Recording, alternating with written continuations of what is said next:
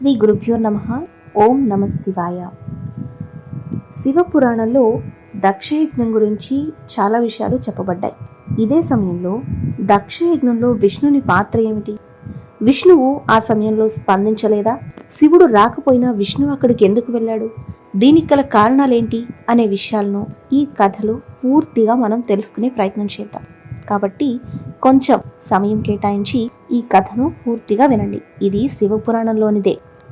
దక్షయజ్ఞ సమయంలో సతీదేవి మరణించిన తర్వాత అందరికీ ఏం చేయాలో తోచని స్థితిలో ఉండిపోయారు అన్నమాట నిజం. అయితే దక్షుడు ఈ మహోత్పాతాన్నంతా చూసి భయంతో వణికిపోయి లక్ష్మీపతి అయిన విష్ణువుని ఆశ్రయించడం జరిగింది.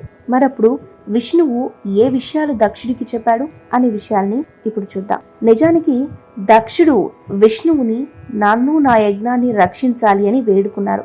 యజ్ఞాలన్నీ కూడా విష్ణు స్వరూపంగా చెప్పబడ్డాయి. కాబట్టి సర్వ వ్యాపకుడువైన నువ్వు నన్ను రక్షించకపోతే ఎలా అంటూ చాలా విధాలుగా పాదాలు పట్టుకొని మరీ ప్రార్థించాడు. అయితే దక్షుణ్ణి పైకి లేవదీసి విష్ణువు ఇలా చెప్తున్నాడు: తత్వాన్ని తెలుసుకోలేక సకల జగదీశ్వరుడు పరమాత్మ అయిన శివుణ్ణి నువ్వు అవమానించావు. శివుడు తిరస్కరిస్తే కార్య సాఫల్యం చేకూరదు. కాబట్టి ఎక్కడా పూజింపతగిన వారు పూజింపబడక అపూజ్యులై ఉంటారో అక్కడ దరిద్రం, మరణం, భయం, నాశనం సంభవిస్తాయి. ఇప్పుడు మహాభయం సంప్రాప్తమైంది. ఇక్కడ మేమందరం కూడా సమర్థులే అయినప్పటికీ దీన్ని మేము నివారించలేం. ఇదంతా కూడా నువ్వు చేసిన చెడు ప్రయత్నం వల్లే కలిగింది. కాబట్టి ఈ మాటలన్నీ విన్నాడు దక్షుడు. చాలా చింతపడి ముఖంలో ఎటువంటి వర్చస్సు లేకుండా అలాగే కూర్చుండిపోయాడు. అయితే గణ సహితుడైన వీరభద్రుడు ఆ యజ్ఞ స్థలానికి వస్తూ ఉన్నాడు.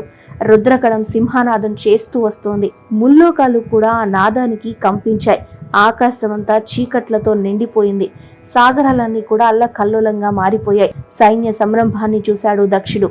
భార్య సహితుడై విష్ణు పాదాల మీద పడి రక్షించమని ప్రార్థిస్తూ ఉన్నాడు. మళ్ళీ విష్ణువు శివతత్వాన్ని దక్షుడికి బోధించే ప్రయత్నం చేస్తున్నాడు. దక్ష, విను. నీ క్రూర బుద్ధిని మొదట విడిచిపెట్టు. నైమిషారణ్య క్షేత్రంలో జరిగిన వృత్తాంతం నీకింకా గుర్తులేదా?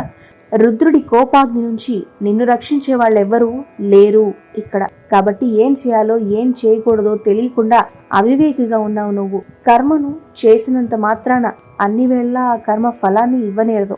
ఏ కర్మని చేయడం వల్ల మనిషి ఉన్నతిని పొందుతాడో అతనికి కర్తవ్య కర్మ అవుతుంది. కర్మ ఫలాన్ని ఇచ్చేవాడు ఈశ్వరుడు మాత్రమే. కాబట్టి ఈశ్వరార్చను వదిలిపెట్టి కేవలం జ్ఞానాన్ని ఆశ్రయించిన జ్ఞానులు జ్ఞానాన్ని విడిచిపెట్టి కేవలం కర్మను ఆశ్రయిస్తే వాళ్ళు ఉత్తమ గతి పొందలేరనే విషయాన్ని తెలుసుకో.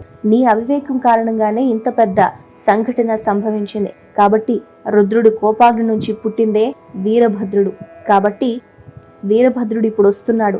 ఈ యజ్ఞాన్ని మనల్ని నాశనం చేయడానికే వస్తున్నాడు. అతనికి అసఖ్యం అంటే అతని వల్ల కానిది అనేది ఏదీ లేదు. మనందరినీ కూడా కాల్చి చంపిన తర్వాతే అతడు శాంతిస్తాడు. కాబట్టి దదీచి మహర్షి చేసిన శపథాన్ని భ్రమ వల్ల ఉల్లంఘించి నేను ఇక్కడే ఉన్న కారణంగా నీతో పాటు నాకు కూడా ఈ దుఃఖం తప్పలేదు. కాబట్టి దక్ష, అతన్ని నివారించగలిగే శక్తి నాకు లేదు. నేను కూడా శివద్రోహం చేశాను. శివద్రోహికి 3 కాలాల్లో కూడా సుఖం ఉండదు అనే విషయాన్ని దక్షుడికి చెప్పాడు. నిజానికి విష్ణుడు అక్కడ ఉండి దదీచికి హితబోధ చేస్తూ శివుని యొక్క ప్రాశస్త్యాన్ని, శివుడి తత్వాన్ని బోధించే ప్రయత్నం చేశాడు.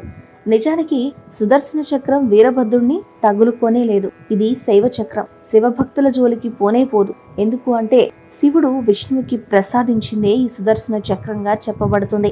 కాబట్టి శివుడికి సంబంధించిన ఏ ఒక్క భక్తుని జోలికి కూడా ఈ సుదర్శన చక్రం వెళ్ళలేదు అనే విషయాలన్నీ కూడా దక్షుడికి వివరంగా చెప్తూ ఉన్నాడు.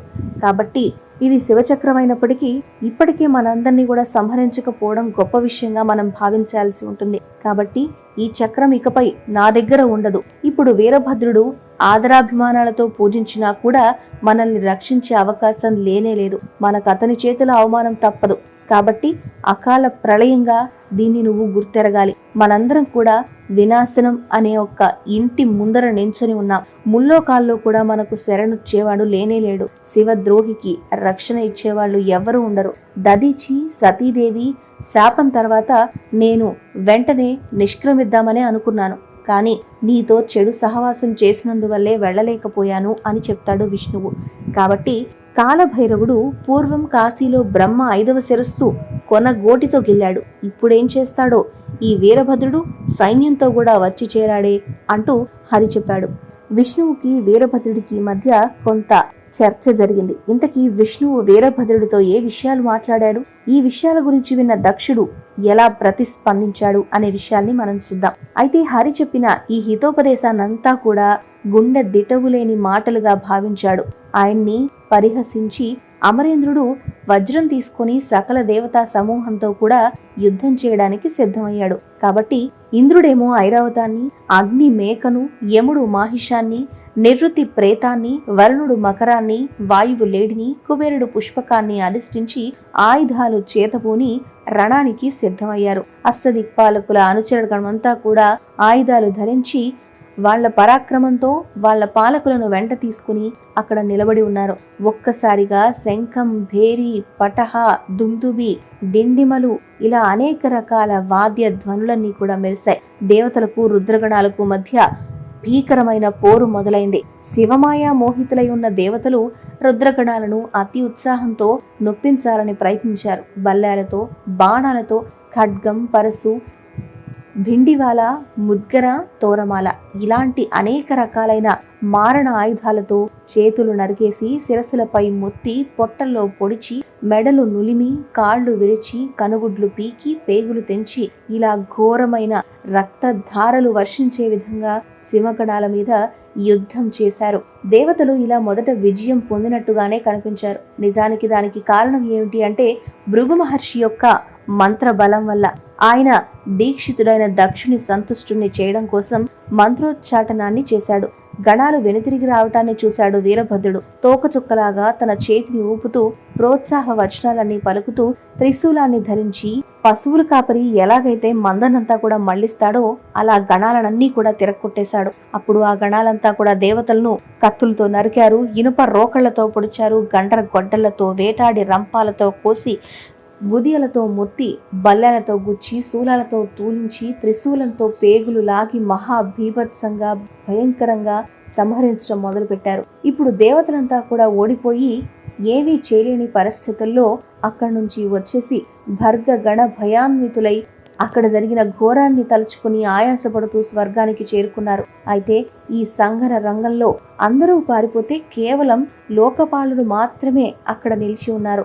వాళ్ళు సంప్రదించుకుని బుద్ధిమంతుడైన బృహస్పతి దగ్గర యుద్ధంలో సిద్ధిని పొందే ఉపాయాన్ని చెప్పమని, ముప్పు తొలగించమని బ్రతిమలాడుకున్నారు. అయితే దేవగురువైన బృహస్పతి కరుణ చెంది శివుణ్ణి స్మరించి ఇంద్రుడితో ఇలా చెప్తున్నాడు. విష్ణు చెప్పిందంతా ఇప్పుడు ప్రత్యక్షంగా జరుగుతోంది. కాబట్టి ఇంద్ర, నేను చెప్పేది విను. కర్మలన్నింటికీ ఫలాన్నిచ్చేది ఈశ్వరుడు. కాబట్టి ఆయన కూడా కర్మ ఫలాన్ని కర్త యొక్క కర్మను అనుసరించే ఇస్తాడు. అంతేకాని కర్మలేని సందర్భంలో ఫలాన్ని ఇవ్వడు. ఈ కర్మ యొక్క పోకడ చాలా వింతైనది.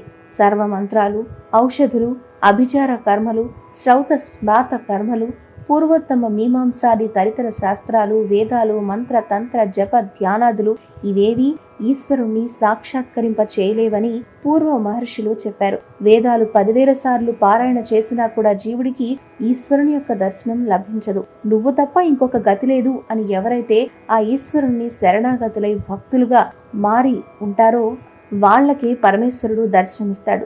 ఇది వేదాల్లో చెప్పబడ్డవా. కాబట్టి సదాశివుని అనుగ్రహం వల్ల మాత్రమే శాంతం, శ్రేష్టం, నిర్వికారమైన దృష్టి లభిస్తుంది. ఆ దృష్టి వల్లే ఆయన మనకి తెలుస్తాడు. ఇంద్ర, నువ్వు మాయా మోహితుడవై అజ్ఞానంతో లోకపాలనతో కూడా యుద్ధానికి వచ్చావు.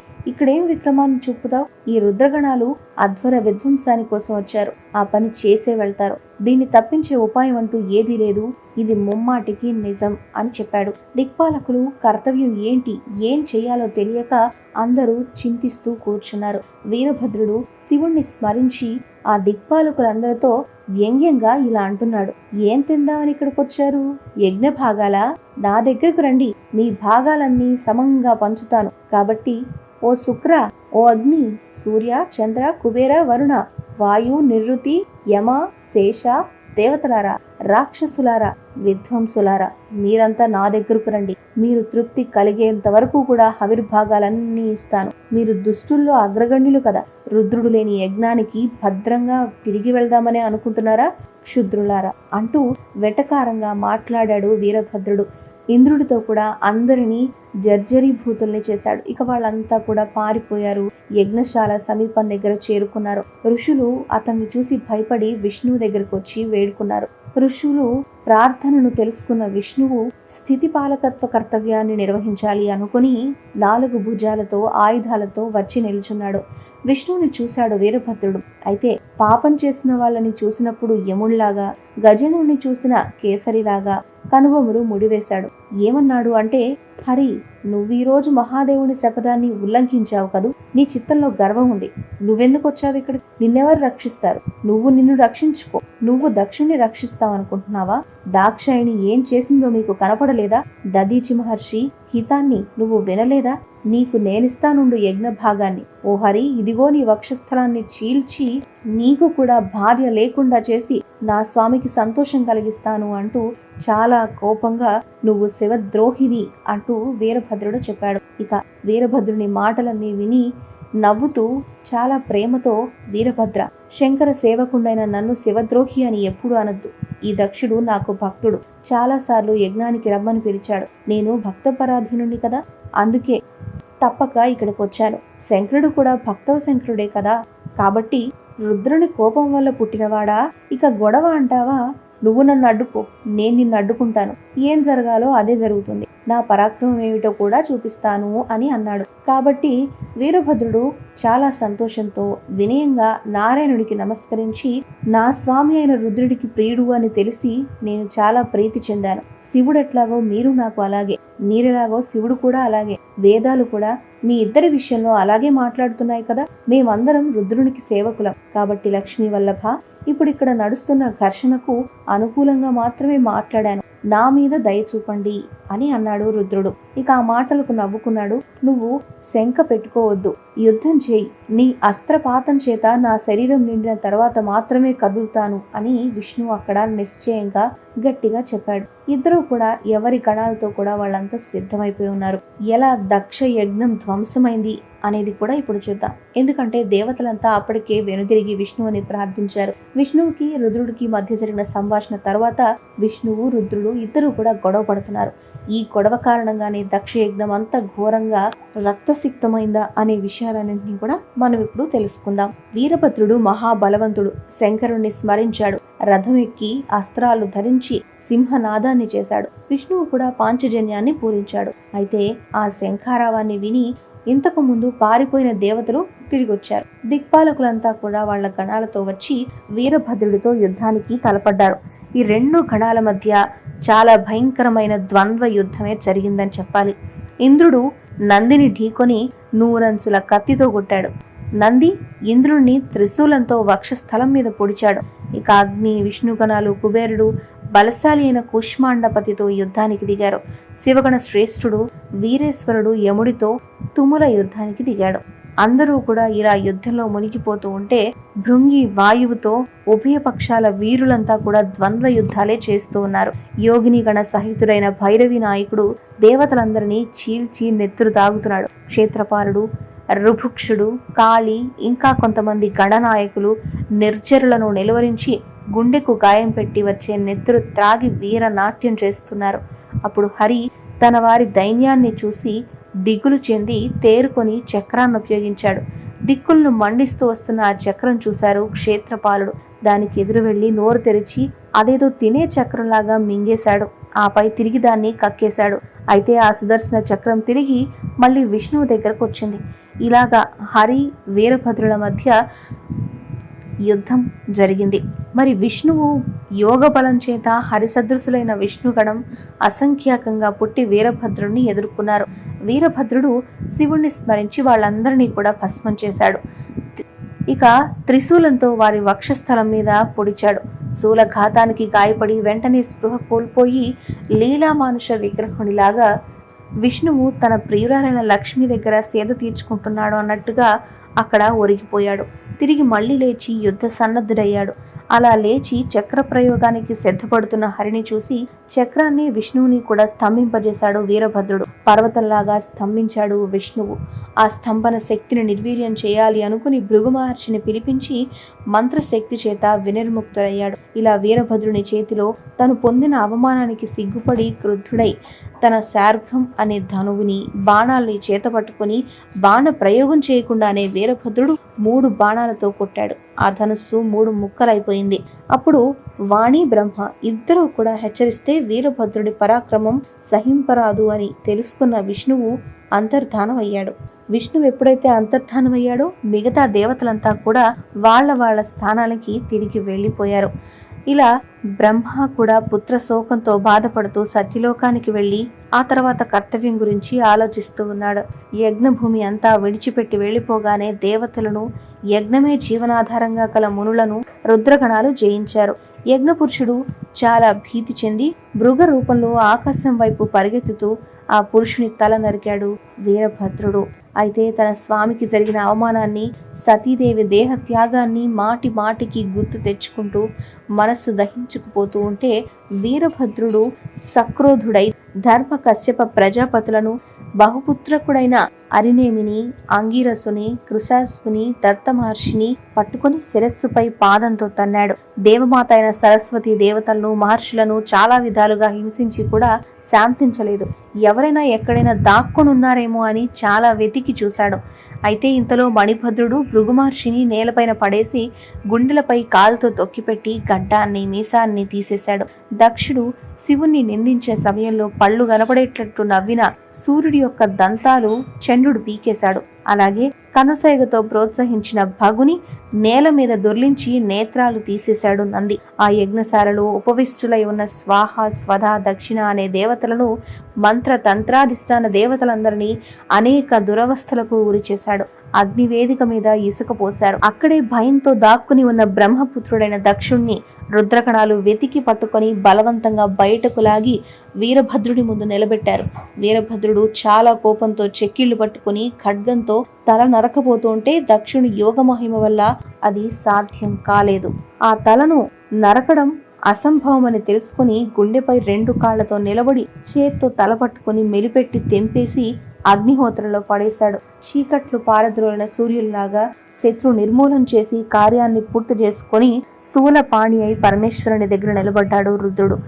మహాదేవుడు ప్రసన్నుడై వీరభద్రుణ్ణి సర్వగణాధ్యక్షుణ్ణి చేశాడు. ఇంత ఘోరమైన యుద్ధం జరిగాక ఒక ప్రశ్న మనకి మెదులుతూ ఉంటుంది. విష్ణువు కూడా రుద్రుణ్ణి ఎందుకు ఓడించలేకపోయాడు? శివకేశవులిద్దరూ సమానమే అని చెప్తున్నా కూడా ఈ పరాభవం విష్ణువుకి ఎందుకు తప్పలేదు?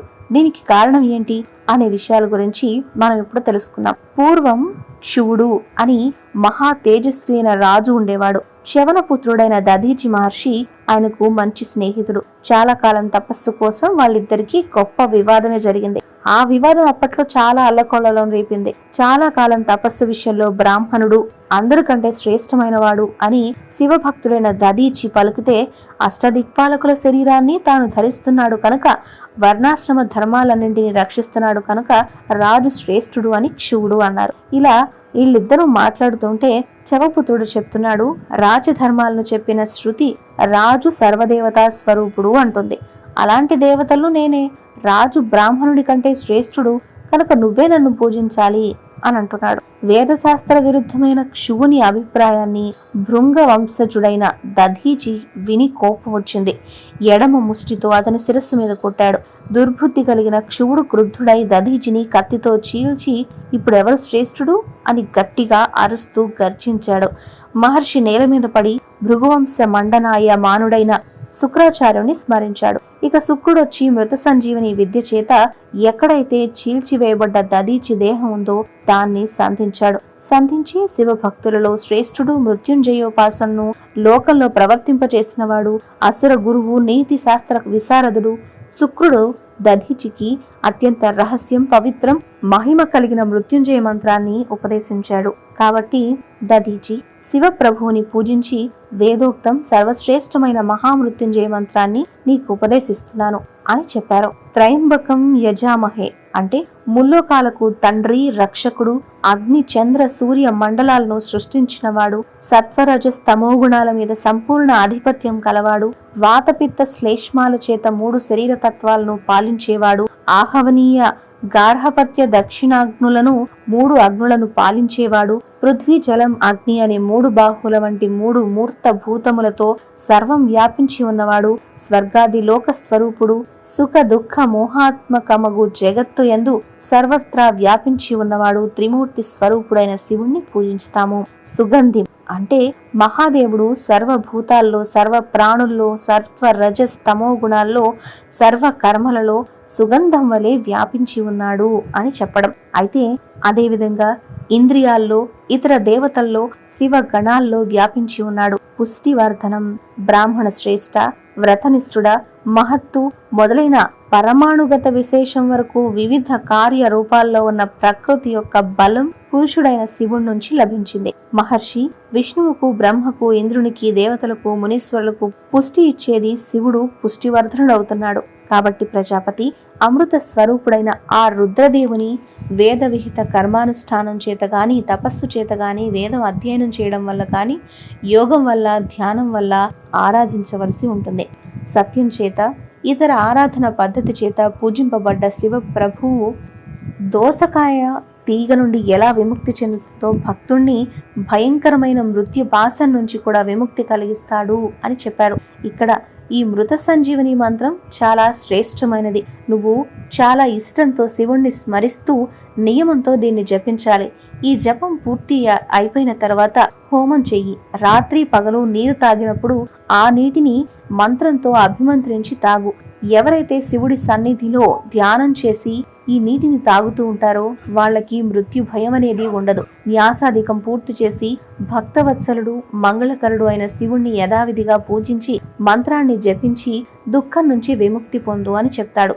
ఈ మంత్రానికి ధ్యాన శ్లోకాన్ని చెప్తున్నాను విను అంటూ ఇలా ధ్యానించి మంత్రాన్ని జపించి శంభుని అనుగ్రహం చేత శీఘ్రంగా మంత్రసిద్ధి పొందుతాడు. ఒకసారి ఆ ధ్యాన శ్లోకాన్ని మనం కూడా చూద్దాం. హస్తాంబోజయుగస్తకుంభయుగళా దుద్ధృత్యతోయం శిరసించంతం కరయోర్యుగేన దధతం స్వాంకే సకుంభౌకరో అక్షస్రజ్మృగహస్తమంబుజగతం మూర్ధస్థచంద్రస్రవత్ పీయూషార్ధ్రతనుం భజే సగిరిజం త్ర్యక్షం చ మృత్యుంజయం. శివుణ్ణి, పార్వతిని కలిపి ఇక్కడ పూజ చేస్తూ ఉన్నదే ఈ ధ్యాన శ్లోకం. 3 కళ్ళు ఉన్న మృత్యుంజయుణ్ణి ధ్యానించమని చెప్తూ ఈ శ్లోకం ఇలా మృత సంజీవని విద్య ఉపదేశించాడు శుక్రుడు. తన స్థానానికి తిరిగి వెళ్లిపోయాడు. ఇక దధీచి మహాముని శివ వైభవం గురించి తపస్సు చేస్తూ వనంలోకి, అదే అడవికి వెళ్లిపోయారు. ఈ మహామృత్యుంజయ మంత్రాన్ని యథావిధిగా జపిస్తూ చిరకాలం తపస్సు చేసి పరమేశ్వరుని సాక్షాత్కారం పొంది వరాలు పొందాడు. అవి ఏంటి అంటే వజ్ర సదృశమైన ఎముకలు, అవధ్యత్వం, దైన్యలేని జీవితం. ఈ 3ంటిని కోరుకున్నాడు. ఈ 3 వరాలు పొందిన తరువాత ఆనందంతో దధీచి శివమహారాజు ఉన్న చోటకు వెళ్లి అరికాలతో శిరస్సు మీద తన్నాడు. విష్ణు గౌరవ గర్వితుడైన శివుడు రోషంతో దధీచిని కృపాణంతో నరికేశాడు. శివుని వరం వల్ల దధీచికి ఎలాంటి హాని జరగలేదు. అవధ్యుడు, అధీనుడు నిలిచి ఉన్న దధీచిని చూసి బ్రహ్మపుత్రుడైన శివుడు విస్మితుడై వెంటనే అడవికి వెళ్లి హరిణి గురించి ధ్యానం చేశాడు. అతని భక్తికి, ఏకాగ్రతకు సంతోషించి ప్రత్యక్షమయ్యాడు విష్ణువు. విష్ణువుతో తను పొందిన అవమానం గురించి విన్నవించుకున్నాడు శివుడు. ఇక తన మనోగతం గురించి తెలుసుకున్న విష్ణువు అతనితో దధీచి చెప్పింది సత్యమే. భృగువంశంలో పుట్టిన అతడు మహా తపస్సంపన్నుడు. విశేషించి అతడు శివారాధన చేశాడు. అతనికి దుఃఖాన్ని కలిగిస్తే నిన్ను నన్ను కూడా శపిస్తాడు. కాబట్టి మనిద్దరం ప్రయత్నించినా అతన్ని జయించలేం. నువ్వు నా భక్తుడివి కనుక అతడి మీద విజయాన్ని సాధించడానికి ప్రయత్నిస్తాను, కానీ ఆ ప్రయత్నం నెరవేరదు. ఆ శాపానికి గురై దక్షయజ్ఞంలో శివుడి వల్ల వినాశనాన్ని పొంది తిరిగి పునరుద్ధానాన్ని పొందుతాను అని చెప్పి మాయావి అయిన హరి శివుని మనోరథాన్ని నెరవేర్చే ప్రయత్నం చేశాడు. సరే అని భక్తవత్సుడైన హరి శివుడి కోసం బ్రాహ్మణ వేషంలో దధీచి ఆశ్రమానికి వెళ్లి అతిథి పూజా సత్కారాలన్నీ తీసుకుని ఒక వరం కోరుతాడు. దాన్ని అనుగ్రహించాలని అర్థిస్తాడు. శంకర వర ప్రభావం చేత త్రికాల జ్ఞాని అయిన మహర్షి వచ్చినవాడు హరే అని తెలుసుకుని, నువ్వు దుష్టబుద్ధి అయిన క్షోమహారాజు కోరిన కోరికను నెరవేర్చడానికి వచ్చిన నారాయణుడు అని నాకు తెలుసు. భయమన్నా వదిలిపెట్టి నీ స్వస్వరూపానికి తిరిగిరా. శంకరుణ్ణి స్మరించి సత్య ప్రతిజ్ఞ చేసి నిశ్చింతగా ఏమిటో అడుగు. శివభక్తుడైన నేను దేనికి భయపడను, అసత్యం పలకను అని ప్రతిజ్ఞ చేస్తూ చెప్పాడు.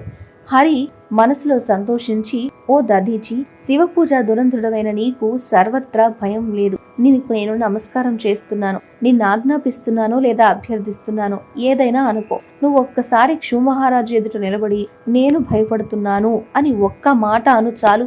మహామృత్యుంజయ మంత్రసిద్ధి పొందిన దధీచి మహర్షి నారాయణుడి మాటలకు నవ్వుకొని, పినాకపాణి అయిన శంభుని వరప్రసాదం వల్ల ఈ లోకంలో నేను దేనికి భయపడను అని చెప్తాడు. అయితే విష్ణువుకి కోపం వచ్చి అతన్ని శిక్షించాలనుకుని చక్రం ప్రయోగిస్తాడు. ఈశ్వర సంకల్పం చేత అది వ్యర్థమైంది. అప్పుడు మహర్షి, గోవింద, ఈశ్వరానుగ్రహం వల్ల నీకు లభించిన సుదర్శన చక్రం శంకర కింకరుడైన నాపై రావడానికి భయపడుతోంది. నన్ను శిక్షించడానికి వేరే ప్రయత్నం చెయ్యి అని చెప్తాడు. అయితే మహర్షి చెప్పిన మాటలకు ఇంకాస్త కోపంతో మాధవుడు చాలా రకాల శస్త్ర అస్త్రాలన్నీ ప్రయోగిస్తాడు.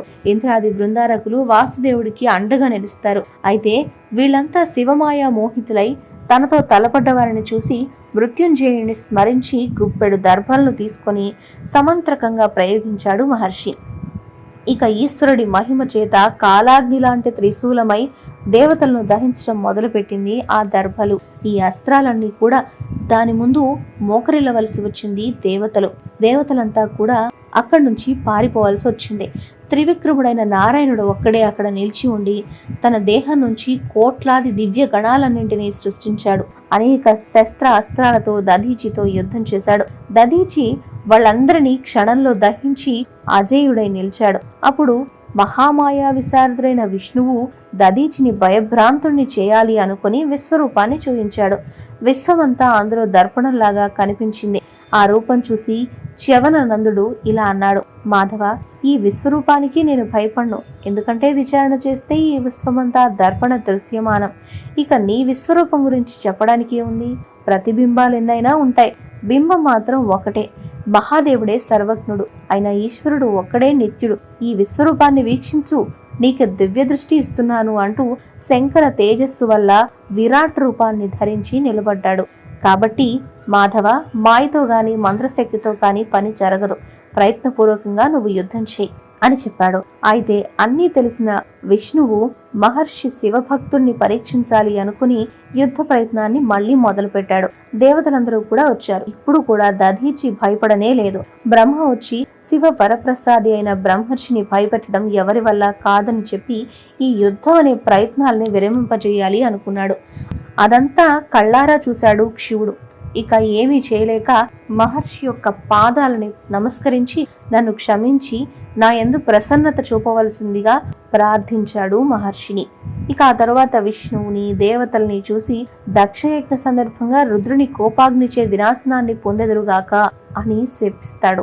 దధీచి శాపానికి భయభ్రాంతులైపోయారు నారాయణుడు, మిగిలిన దేవతలందరూ కూడా.